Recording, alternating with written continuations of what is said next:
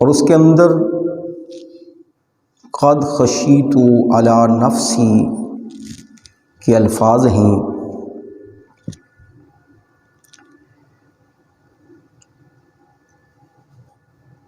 پیارے آقا علیہ الصلوۃ والسلام کو اللہ عز و جل نے نبوت عطا فرمائی۔ پہلی وحی جب نازل ہوئی تو آپ کے اوپر خوف و ہراس کا جو ذکر کیا گیا ہے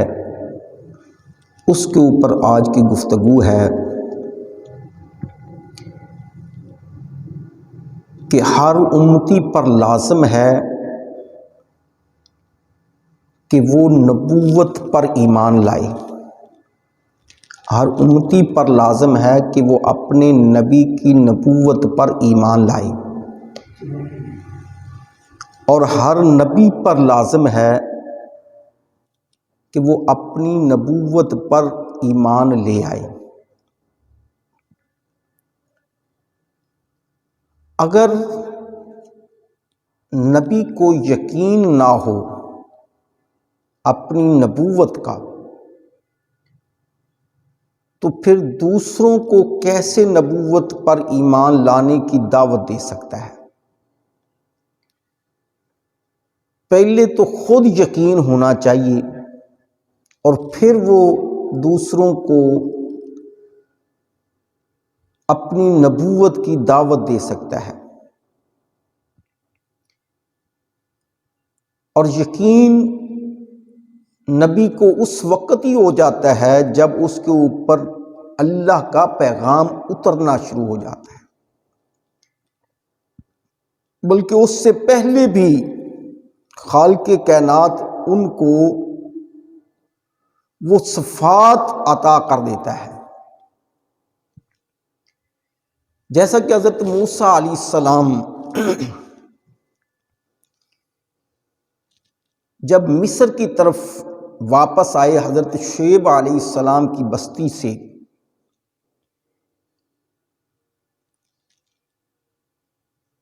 حضرت موسیٰ علیہ السلام جب فرعون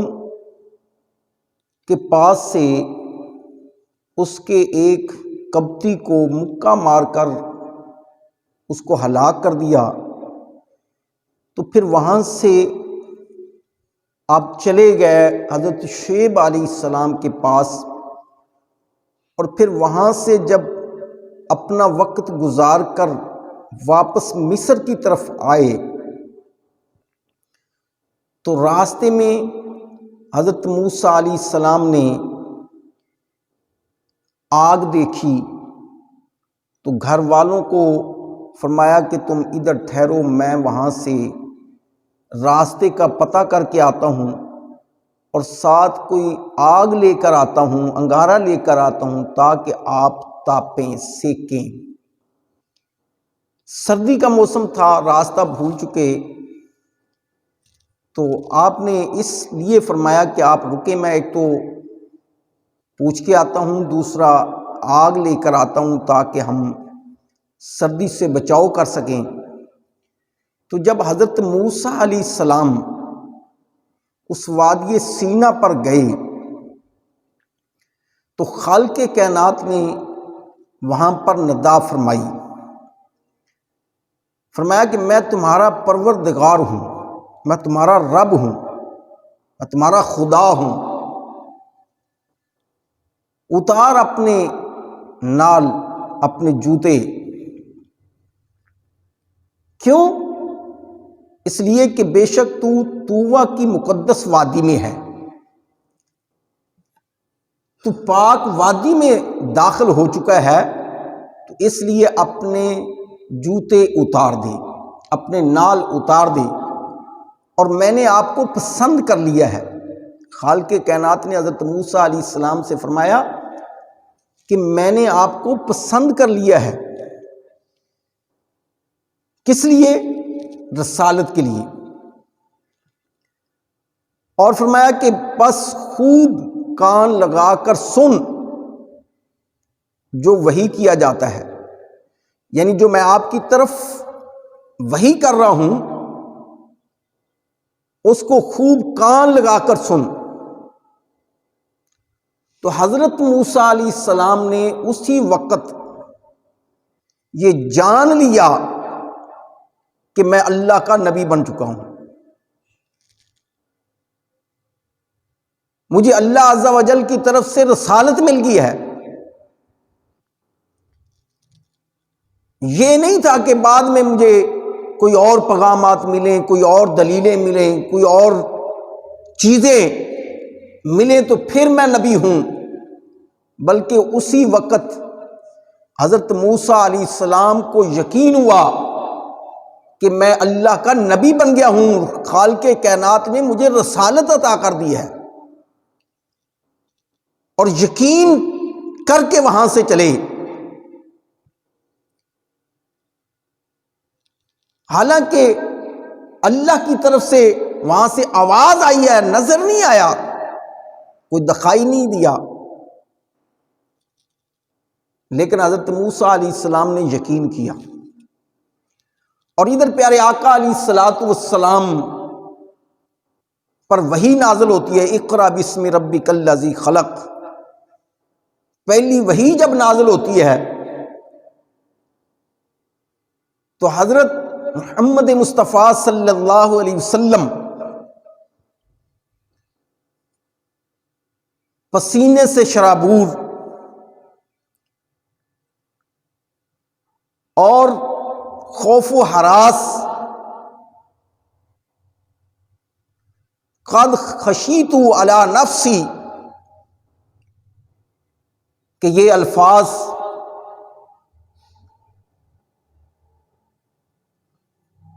اب میں اس میں کچھ علماء کی تحقیقیں جو ہیں وہ میں پیش کرتا ہوں کہ پیارے آقا علیہ الصلوۃ والسلام پر جو وحی نازل ہوئی اس سے خوف و ہراس وہ نہیں تھا جو آج کل ہم سمجھتے ہیں، وہ پریشانی نہیں تھی، یہ بھی نہیں تھا کہ پیارے آقا علیہ الصلوۃ والسلام کو یہ معلوم نہ ہو کہ میں نبی نہیں ہوں، نبوت کا بھی یہ سمجھنا کہ یقین نہیں تھا، کیونکہ پیارے آقا علیہ الصلوۃ والسلام کو نبوت سے پہلے، جو اعلان نبوت سے پہلے اچھے اچھے خواب آتے اور اس کی تعبیر صبح کے وقت روز روشن کی طرح عیا ہو جاتی، صبح کی روشنی کی طرح عیا ہو جاتی، سچے ہوتے، اور یہ واضح چیزیں بتائی جا رہی تھیں، اور آپ کو خالق کائنات مائل فرما رہا تھا۔ تو پیارے آقا علیہ الصلوۃ والسلام پر جب یہ وحی نازل ہوئی، قرآن مجید فرقان حمید، قرآن مجید فرقان حمید میں خالق کائنات نے فرمایا لو انزلنا هذا القرآن على جبل لرأيته خاشعا متصدعا من خشیت اللہ۔ خالق کائنات فرما رہا ہے کہ اگر ہم نازل کرتے اس قرآن کو پہاڑوں پر تو آپ دیکھتے کہ اس کو اللہ کے وہ خوف سے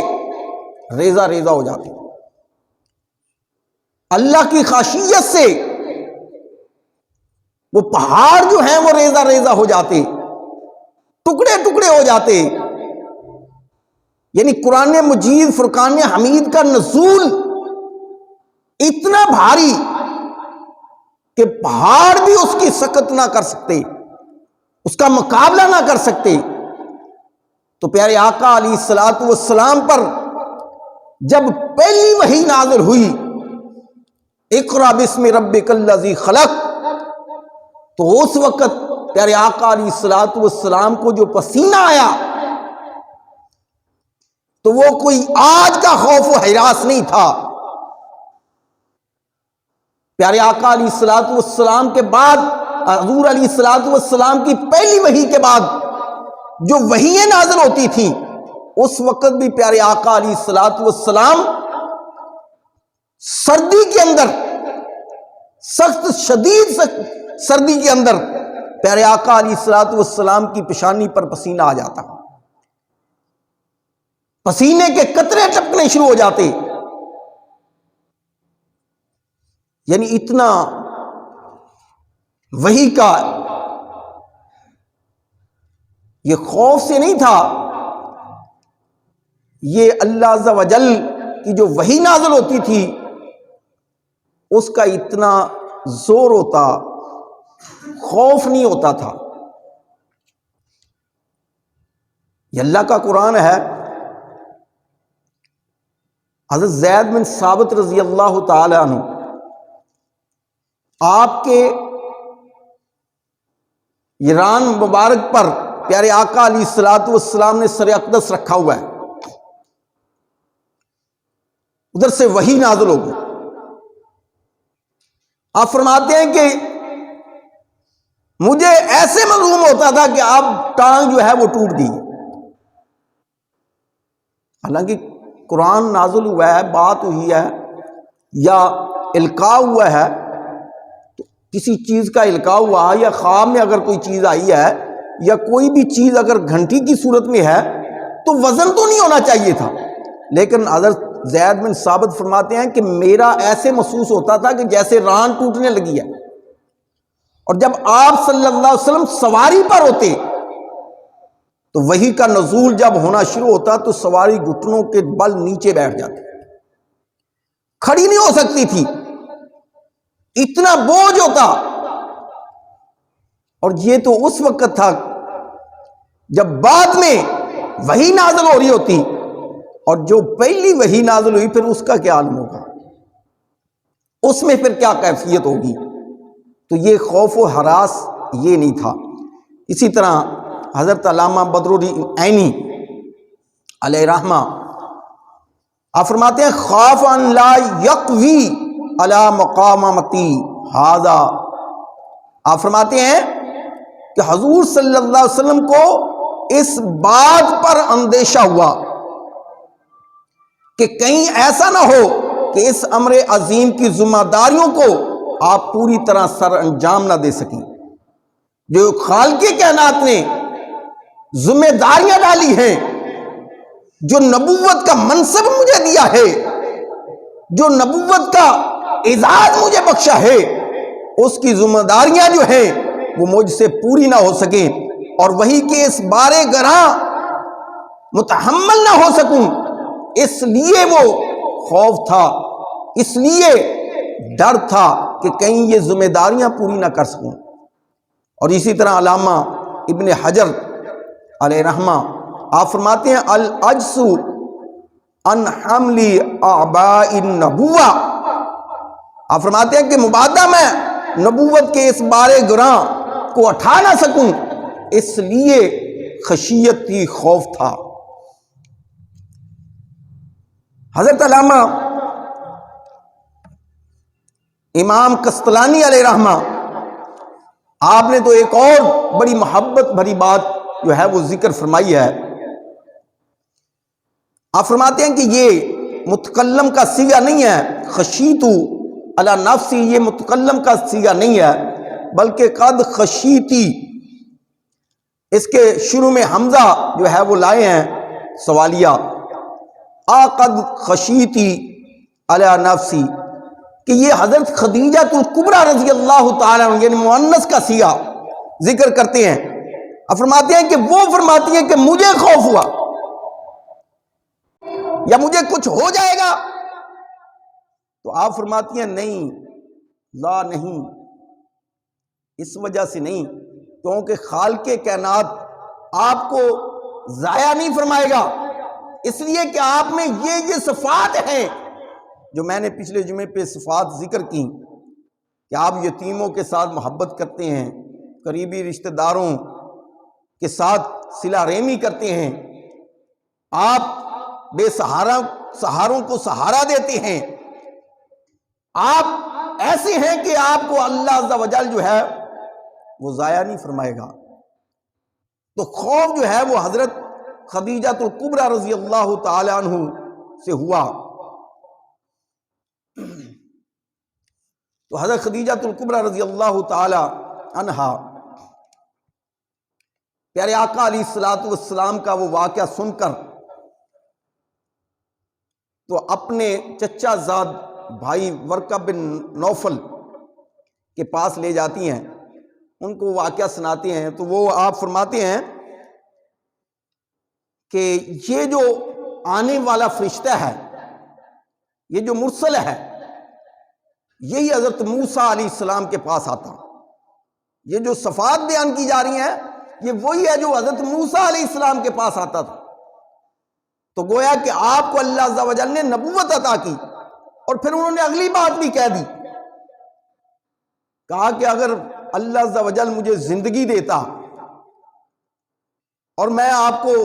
دیکھتا کہ لوگ آپ کو جب ہجرت کے وقت، جب آپ کی قوم آپ کے خلاف ہو جاتی اور آپ کو اس شہر سے نکال دے گی، تو میں اس وقت زندہ ہوتا تو میں آپ کی مدد کرتا، میں آپ کی مدد کرتا۔ لیکن وہ چند روز بعد وہ وفات پا گئے۔ تو یہ حضور علیہ الصلوۃ والسلام پر پہلی وحی جب نازل ہوئی تو اس میں یہ علماء فقہا نے یہ قد خشیت الی نفسی کے اوپر بات کی ہے۔ پیارے آقا علیہ الصلوۃ والسلام پر جو وحی نازل ہوئی اس کے مختلف مراتب ہیں۔ پہلا یہ ہے کہ پیارے آقا علیہ الصلوۃ والسلام کو روئے صادقہ اچھی خوابیں آتی، جو روز روشن کی طرح عیاں ہوتی، واضح ہوتی۔ دوسرا یہ ہے کہ فرشتہ دکھائی نہ دیتا، لیکن پیارے آقا علیہ الصلوۃ والسلام کے دل پر وہ بات القاء ہو جاتی، ڈال دی جاتی۔ پیارے آقا علیہ الصلوۃ والسلام نے فرمایا روح القدس نے میرے دل میں یہ بات ڈال دی ہے کہ کوئی شخص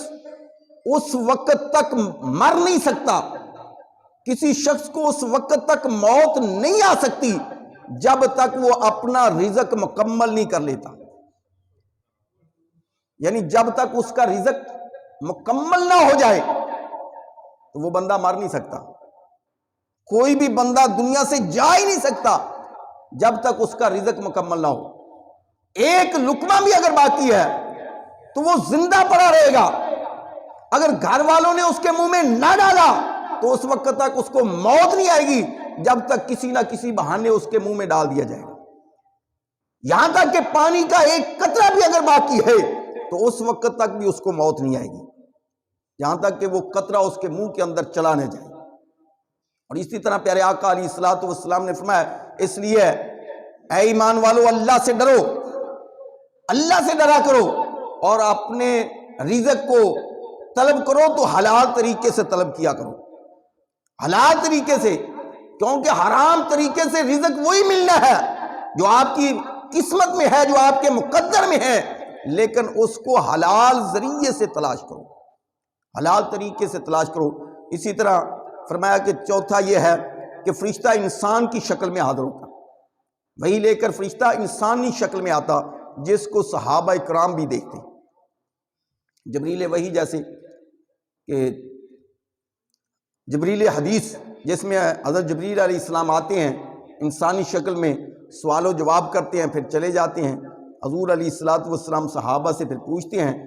صحابہ سے پھر فرماتے ہیں کہ میرے صحابہ یہ جبریل تھے جو آپ کو دین سکھانے آئے۔ اور اسی طرح پیارے آقا علیہ الصلوۃ والسلام کے پاس کبھی فرشتہ اپنی اصلی صورت میں بھی آتا، یعنی جو اس کی اصلی صورت ہوتی اس صورت میں بھی آتا اور وہی لے کر۔ اور اسی طرح پانچواں چھٹا یہ ہے کہ بغیر فرشتے کے خود خالق کائنات پیارے آقا علیہ الصلوۃ والسلام کے دل میں القاء کر دیتا۔ اور اسی طرح اللہ عز و جل خود حضور علیہ الصلوۃ والسلام سے ہم کلام ہوا، جیسے حضرت موسیٰ علیہ السلام سے، اور پیارے آقا علیہ الصلوۃ والسلام کو لذت دید اور شرف تکلم سے بیک وقت جو ہے وہ نوازا گیا، جیسا کہ معراج کی رات خالق کائنات نے ایک تو اپنا دیدار دیا اور دوسرا وہی نازل فرمائی کہ نماز 5 نمازیں جو ہیں وہ آپ کی امت پر فرض ہیں، اور پھر ریاض و نیاز کی باتیں، یہ وحی کا سلسلہ ہے کہ خالق کائنات جس طرح چاہے فرشتے کے ذریعے چاہے یا خود القاء کر دے، گھنٹی کی صورت میں آواز گھنٹی کی آئے، لیکن پیارے مصطفیٰ صلی اللہ علیہ وسلم جان جائیں کہ مجھے کیا حکم دیا جا رہا ہے، کیا اتر رہا ہے، کیا نازل ہو رہا ہے، قرآن کی کون سی آیت پڑھی جا رہی ہے، بج گھنٹی رہی ہے لیکن قرآن کی آیتیں جو ہیں وہ سمجھ میں آ رہی ہیں۔ یہ اس طرح کی وہی نازل ہوتی۔ دعا ہے اللہ رب العزت ہم سب کو اہدنا الصراط المستقیم پر چلنے کی توفیق عطا فرمائے۔ وما لیہ